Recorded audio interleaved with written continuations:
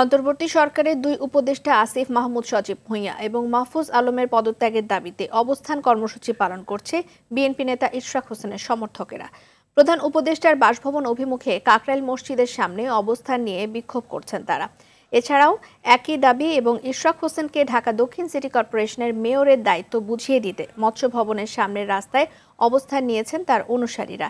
এতে মৎস্য ভবন এলাকার সড়কে যান চলাচল বন্ধ রয়েছে। এ সময় বিভিন্ন স্লোগান দিতে থাকেন তারা। বৃষ্টি উপেক্ষা করেই নবম দিনের চলছে অবস্থান কর্মসূচি।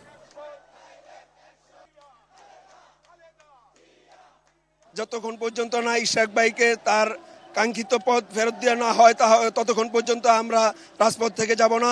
যতক্ষণ পর্যন্ত আমাদের বিজয়ের কাঙ্ক্ষিত লক্ষ্য অর্জন না হবে ততক্ষণ পর্যন্ত আমরা ঘরে ফিরে যাব না। দর্শক, আন্দোলনের আরো খবর জানাতে মৎস্য ভবন মোড় থেকে সরাসরি যোগ দিচ্ছেন সহকর্মী সাকিবুর রহমান। সাকিব, সকালে কথা হচ্ছিল যে ইশরাক হোসেনের সমর্থকেরা বিক্ষোভ করছেন সেখানে এবং যানজটেরও সৃষ্টি হয়েছে আশেপাশে। সব মিলিয়ে একটু জানতে চাই সেখানকার পরিস্থিতি।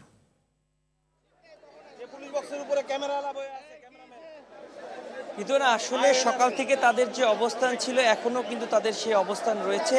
তারা বলছেন যে সরকারের যে দুই উপদেষ্টা রয়েছে আসিফ মাহমুদ সজীব ভুঁইয়া এবং মাহফুজ, তাদের পদত্যাগ না হওয়া পর্যন্ত তারা তাদের দাবি থেকে নড়বে না এবং এখানে যে অবস্থান নিয়েছে এখানে তারা অবস্থান নিয়ে থাকবেন। পাশাপাশি ইশরাক হোসেনের মেয়র পদের যে শপথ বাক্য, সেই শপথ যতক্ষণ না পাঠ করানো হবে তারা এখান থেকে নড়বেন না। এবং নতুন কোনো কর্মসূচি কিন্তু এখনো আসেনি।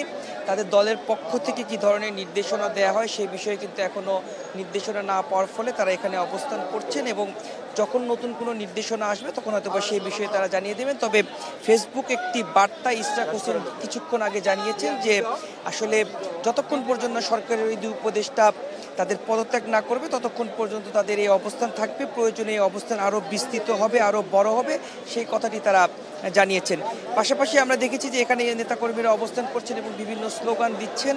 তারা জানিয়েছেন যে আসলে যে আজকে যখন হাইকোর্ট থেকে একটি রিট খারিজ করে দেওয়া হয়েছে এবং ইশরাক হোসেনের মেয়র হতে আর কোনো বাধা থাকবে না, সেক্ষেত্রে তারা বলছেন যে আসলে মেয়রের যে বাধা না থাকলেও ততক্ষণ না আসলে তাকে শপথ পড়ানো হচ্ছে ততক্ষণই তারা অবস্থান নিয়ে থাকবেন এবং যখন শপথ পড়ানো হবে তখন হয়তো বা তারা তাদের নতুন অবস্থানের কথা জানাবেন।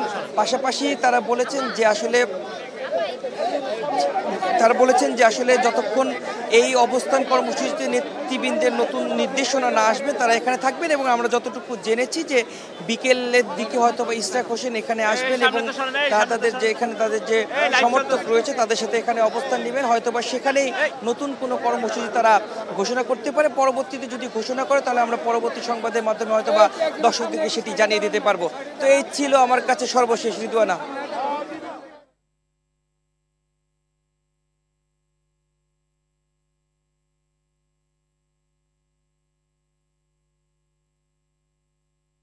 সাকিব, ধন্যবাদ আপনাকে।